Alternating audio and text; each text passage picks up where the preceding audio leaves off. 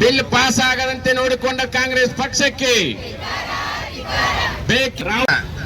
ಭಾರತೀಯ ಜನತಾ ಪಾರ್ಟಿ ಮಹಿಳಾ ಮೋರ್ಚಾದಿಂದ ಪ್ರತಿಭಟನೆಯನ್ನು ನಾವು ನಡೆಸ್ತಾ ಇದ್ದೇವೆ.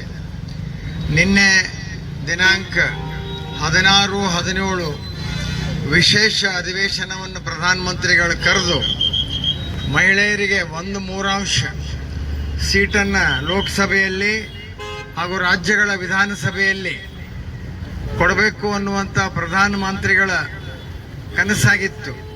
ಅದಕ್ಕೆಲ್ಲ ತಯಾರಿಯನ್ನು ಮಾಡಿಕೊಂಡು ಬಿಲ್ಲನ್ನು ಕೂಡ ಲೋಕಸಭೆಯಲ್ಲಿ ಮಂಡಿಸಲಾಗಿತ್ತು.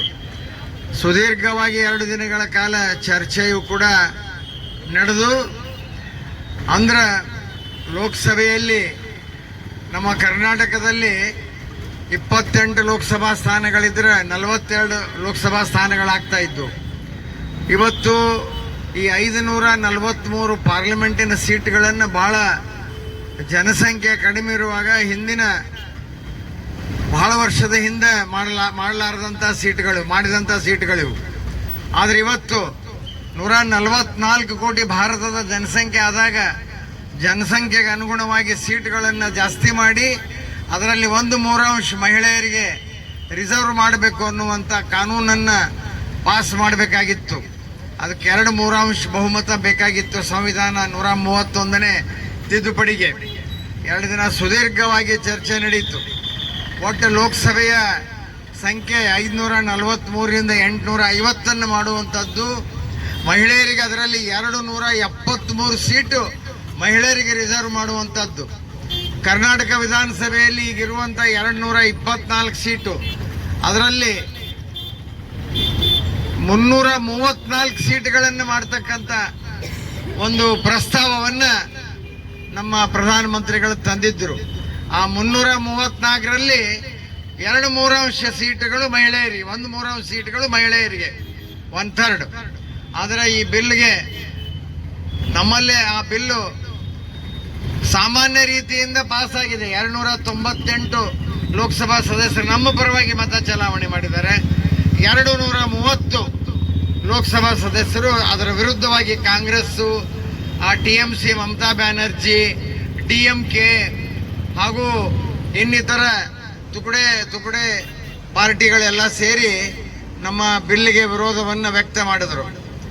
ಅಂದ್ರೆ ಮಹಿಳೆಯರಿಗೆ ಸಿಗಬೇಕಾದಂಥ ಹಕ್ಕುಗಳನ್ನು ಕಸಿದುಕೊಳ್ಳುವಂಥ ಹುನ್ನಾರವನ್ನು ಕಾಂಗ್ರೆಸ್ ಪಾರ್ಟಿ ಇವತ್ತು ಮಾಡಿ ಅವರಿಗೆ ಯಾವುದೇ ಭಂಡತನದಿಂದ ಮತ್ತೆ ಪ್ರೆಸ್ ಮೀಟ್ ಮಾಡ್ತಕ್ಕಂಥದ್ದನ್ನು ಕೂಡ ನೀವು ನೋಡಿದ್ದೀರಿ.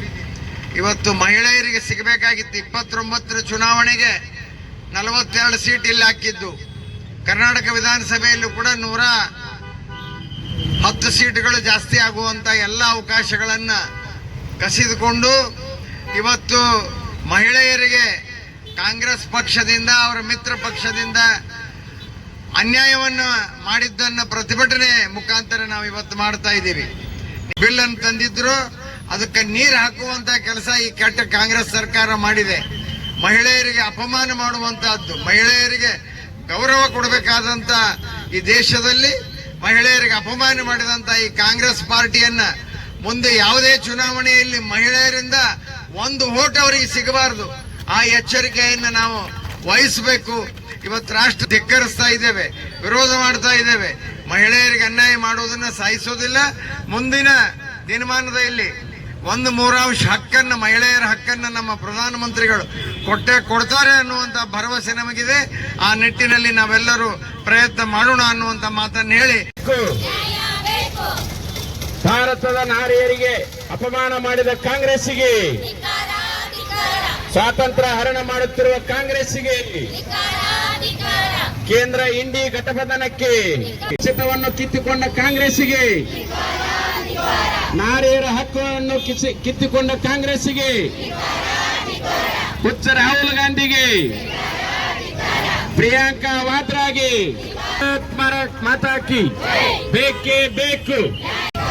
ಬಿಲ್ ಪಾಸ್ ಆಗದಂತೆ ನೋಡಿಕೊಂಡ ಕಾಂಗ್ರೆಸ್ ಪಕ್ಷಕ್ಕೆ,